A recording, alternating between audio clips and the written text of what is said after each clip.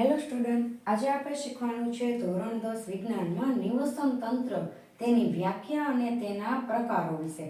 અને તેની વ્યાખ્યા માર્ચ 2022માં પૂછાઈ ગઈ છે અને આ ક્વેશ્ચન વારંવાર 2 ગુણમાં બોર્ડની એક્ઝામમાં પૂછાય છે. તો ચાલો તેને આપણે સારી રીતે સમજી લઈએ.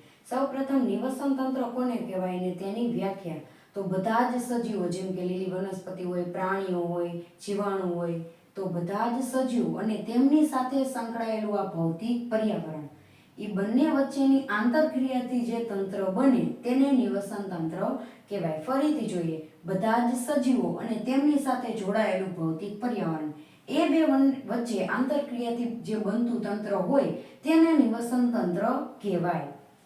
હવે નિવસન તંત્રના પ્રકાર પૂછે તો 2 છે, કુદરતી નિવસન તંત્ર અને કૃત્રિમ નિવસન તંત્ર. હવે કુદરતી નિવસન તંત્રને નૈસર્ગિક નિવસન તંત્ર પણ કહેવાય અને કૃત્રિમ નિવસન તંત્રને માનવ સર્જિત નિવસન તંત્ર પણ કહેવાય. કુદરતી નિવસન તંત્ર જેમ કે સ્થળજ અને જલજ, એના પણ 2 પ્રકાર.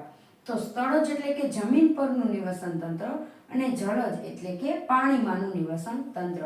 સ્થળજમાં જોઈએ જંગલ, તૃણભૂમિ એટલે કે ઘાસના મેદાનો, રણ, અહીંયા લખી શકાય કે દરિયાના કાંઠા, આ પણ સ્થળજમાં જ આવશે. હવે જલજ, નદી, ઝરણા, સરોવર, દરિયો, તળાવ, આ બધુંય જલજ નિવસન તંત્ર કહેવાય.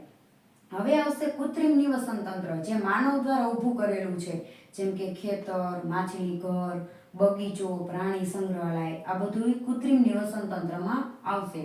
તો નિવસન તંત્રના કેટલા પ્રકાર? 2, કુદરતી અને કૃત્રિમ. કુદરતીમાં 2, સ્થળજ અને જળજ. તો આવી રીતે તમારે ક્વેશ્ચન પૂછાય તો લખવાનું રહેશે. હવે કુદરતી અને કૃત્રિમ નિવસન તંત્રનું વર્ગીકરણ પણ પૂછાય છે, તો તમને વર્ગીકરણ કરતા આવડવું પડે. તો આટલું યાદ તમારે રાખવાનું. અને જો મારો વિડીયો તમને પસંદ આવતો હોય તો લાઈક, શેર, સબસ્ક્રાઇબ અને કમેન્ટ જરૂરથી કરજો. Thank you.